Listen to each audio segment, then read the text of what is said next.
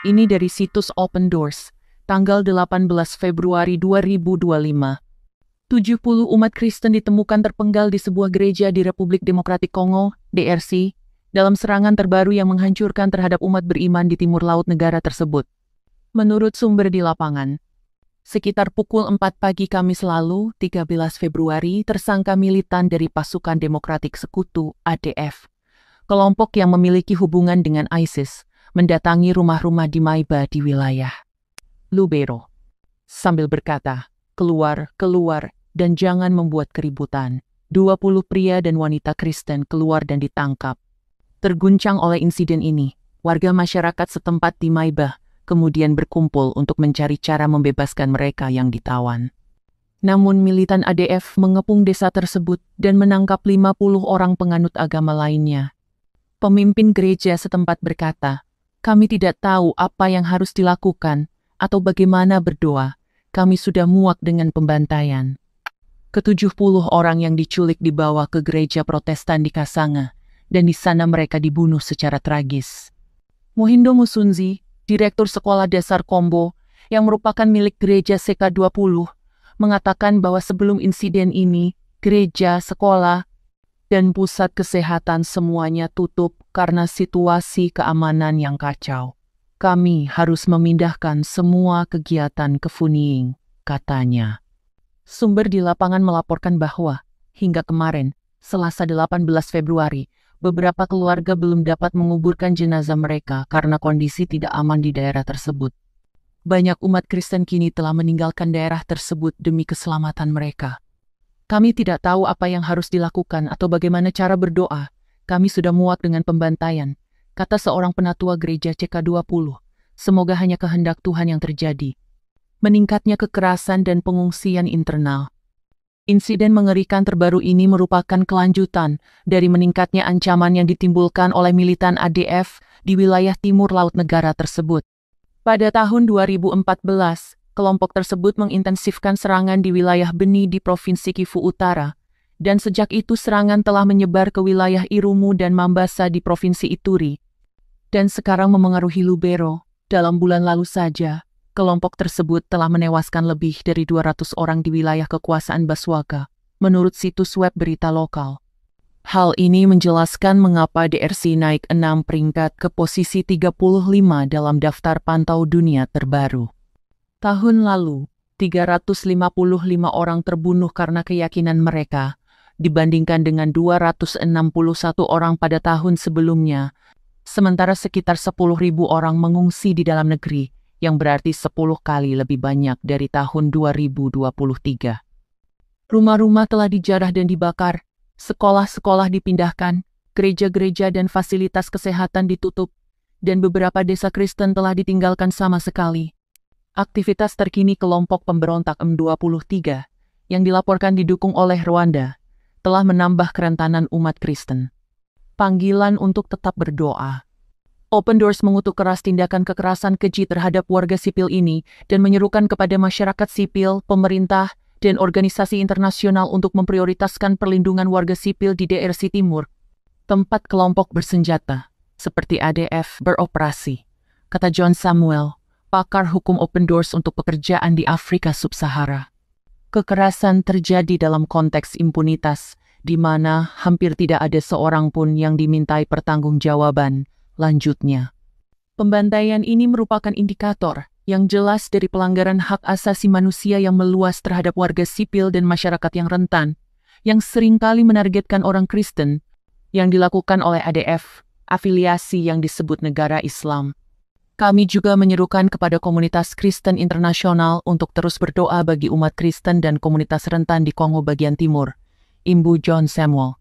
Berdoalah agar kekerasan segera berakhir dan agar pemerintah di semua tingkatan menangani kekerasan dan dampaknya dengan tekun, tidak memihak dan transparan. Berdoalah bagi gereja di Lubero yang berupaya memberikan bantuan fisik dan spiritual kepada keluarga yang terdampak. Mohon doanya. Semoga penghiburan Tuhan meliputi semua orang yang berduka dan trauma atas kejadian ini, dan semoga orang-orang Kristen di daerah yang terkena penganiayaan diperkuat imannya kepada Yesus. agar Tuhan campur tangan dalam menghentikan serangan-serangan ini, dan agar pemerintah-pemerintah nasional dan internasional, organisasi-organisasi dan pasukan-pasukan keamanan berbuat lebih banyak untuk menyediakan keamanan dan keadilan di wilayah tersebut.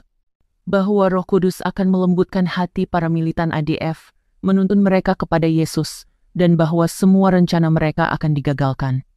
Bagaimana orang Kristen dianiaya di Republik Demokratik Kongo? Meskipun sebagian besar penduduk Republik Demokratik Kongo, DRC, beragama Kristen, penganut agama tersebut semakin rentan terhadap penganiayaan. Pendeta dan pemimpin Kristen menjadi sasaran dan dilecehkan karena iman mereka, terutama di Kongo bagian timur. Keluarga mereka juga terancam. Gereja yang mengkritik pemerintah atau kelompok bersenjata seperti Pasukan Demokratik Sekutu, ADF, dapat ditutup dan para pemimpinnya ditangkap atau diserang.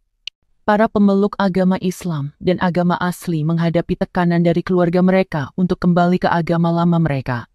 Republik Demokratik Kongo tidak memiliki undang-undang khusus untuk melindungi perempuan dan anak perempuan Kristen yang membuat mereka rentan terhadap kekerasan dalam rumah tangga dan pernikahan paksa. Perempuan Kristen juga berisiko mengalami penculikan, pemerkosaan, perdagangan manusia, dan perbudakan seksual, terutama oleh ADF. Pria Kristen berisiko dimutilasi, diculik, dipaksa bergabung dengan kelompok milisi, dan dibunuh. Pria dan anak laki-laki juga dapat menghadapi kekerasan seksual. Untuk melarikan diri, pria Kristen mungkin dipaksa membayar uang tebusan yang besar, yang membuat keluarga mereka semakin terjerumus ke dalam kemiskinan.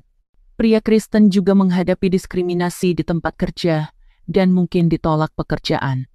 Mereka datang untuk memusnahkan kita, tapi iman kita tidak boleh luntur. Tuhan berperang untuk kita. Kata Nema yang kehilangan putranya yang berusia 4 tahun dalam serangan bom di gereja mereka. Mengapa umat Kristen dianiaya di DRC? Umat Kristen sering menghadapi penganiayaan dan kekerasan berat dari militan Islam ADF, terutama di wilayah timur. Bersekutu dengan kelompok negara Islam, ADF menculik dan membunuh umat Kristen serta menyerang gereja-gereja yang menyebabkan teror, ketidakamanan, dan pengungsian yang meluas. Kelompok pemberontak M23 yang dilaporkan didukung oleh Rwanda juga menargetkan warga sipil Kristen sehingga memperburuk situasi. Konversi dari Islam dianggap memalukan oleh keluarga dan masyarakat, dan ini sering menjadi sumber penganiayaan dan tekanan. Mendapatkan makanan adalah masalah utama kami sekarang setelah kami mengungsi, karena kami tidak punya tempat untuk bertani, kata Jerome. Siapa yang paling rentan di DRC? Umat Kristen menghadapi kesulitan dan serangan kekerasan dari militan Islam yang khususnya aktif di Provinsi Kivu Utara di bagian timur negara tersebut. Apa yang berubah di DRC tahun lalu? DRC naik 6 peringkat dalam daftar pantauan dunia akibat meningkatnya kekerasan. Tahun lalu terjadi peningkatan serangan terhadap umat Kristen dari Pasukan Demokratik Sekutu, ADF. Mereka adalah ekstremis Islam memiliki hubungan dengan kelompok negara Islam. Serangan terkoordinasi telah menewaskan puluhan orang, membuat ribuan orang mengungsi, dan membuat umat beriman hidup dalam ketakutan. Sebenarnya, ini adalah doa, tidak lain hanyalah doa. Kami meminta semua orang Kristen untuk terus bersyafaat bagi kami, kata Aristoteles Kambale. Bagaimana saya dapat membantu umat Kristen di DRC? Mohon terus doakan saudara-saudari Anda di Republik Demokratik Kongo. Karunia dan doa Anda sangat berarti bagi mereka yang mengikuti Yesus, berapapun biayanya. Open Doors bekerja melalui mitra lokal untuk mendukung umat Kristen di DRC, melalui pelatihan bertahan hidup dari penganiayaan, proyek pemberdayaan ekonomi, dan perawatan trauma. Mohon doanya. Bapa Surgawi, kami mengangkat hati orang-orang DRC yang menderita karena kekerasan dan pengungsian. Berikan mereka penghiburan, stabilitas, dan harapan-Mu. Kuatkan iman orang-orang percaya baru dan bimbing mereka dalam pemuridan mereka. Kami berdoa untuk kedamaian dan agar hati para ekstremis berbalik kepada-Mu. Amin. Nah, itulah berita tentang 70 orang Kristen yang dibantai di Kongo. Walaupun Kristen adalah mayoritas di situ, mereka tetap diperangi oleh kelompok teroris Islam. Oleh karena itu kita yang merupakan minoritas di Indonesia harus selalu sadar bahwa kita selalu dalam keadaan terancam. Kita harus semakin menjadi garam dan terang dunia dan memberitakan Injil kepada mereka sebelum mereka yang datang membunuh kita. Sekian video kali ini. Tuhan Yesus memberkati. Ya, terima kasih buat teman-teman semua yang sudah menonton video ini dan kiranya ini menjadi hal yang sungguh luar biasa menurut saya, luar biasanya teman-teman, karena cukup mengerikan sekali teman-teman ya, bagaimana perlakuan orang-orang yang tidak percaya kepada Yesus Kristus. Mereka melakukan penganiayaan, menindas, mengucilkan, mempersekusi orang-orang yang percaya, yang beriman atau pengikut-pengikut Kristus. Nah, teman-teman, memang hal ini bukan hal yang mengherankan bagi kita. Jangan kita terkejut dengan hal ini karena memang di zaman para rasul pun terjadi hal yang demikian. Dan kalau kita lihat bagaimana penderitaan yang dialami oleh para rasul, bagaimana mereka mati mengenaskan teman-temannya, ada yang dipenggal, ada yang digoreng, ada yang disalibkan kepala ke bawah teman-temannya, disalibkan terbalik. Nah, teman-teman, artinya bahwa pengikut Yesus itu harus siap menderita demi kebenaran.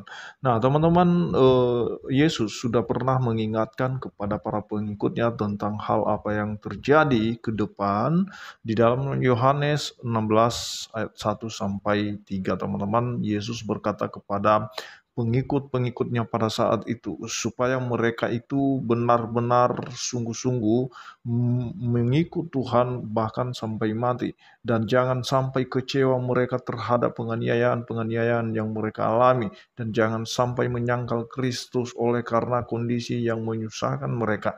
Nah, teman-teman, di dalam Yohanes 16 ayat 1 di sana dikatakan oleh Yesus kepada murid-muridnya, semuanya ini kukatakan kepadamu supaya kamu jangan kecewa dan menolak aku. Kamu akan dikucilkan, bahkan akan datang saatnya bahwa setiap orang yang membunuh kamu akan menyangka bahwa ia berbuat bakti bagi Allah. Mereka akan berbuat demikian karena mereka tidak mengenal baik Bapa maupun aku. Nah, teman-teman, itu satu pesan kepada kita semua sampai hari ini yang dituliskan oleh Yohanes, Rasul Yohanes kepada kita supaya kita tetap mengerti, memahami bahwa suatu saat kita akan mengalami yang namanya penderitaan, penganiayaan, kita dikucilkan, bahkan sampai ada orang yang membunuh kita. Dan mereka yang membunuh itu selalu mereka mengatasnamakan Allah mereka, Tuhan mereka, seolah-olah mereka sudah berbakti bagi Allah mereka. Semuanya itu terjadi karena mereka memang benar-benar tidak mengenal baik Bapa maupun Anak yang telah menyelamatkan dunia ini dari hukuman dosa. Nah, teman-teman, biarlah kita tetap berdoa buat saudara-saudara kita yang ada di Kongo sana, teman-teman, yang sudah mengalami pengungsian, yang keluarganya sudah dianiaya, sudah dibunuh teman-teman ya, sudah menderita di sana, dikucilkan.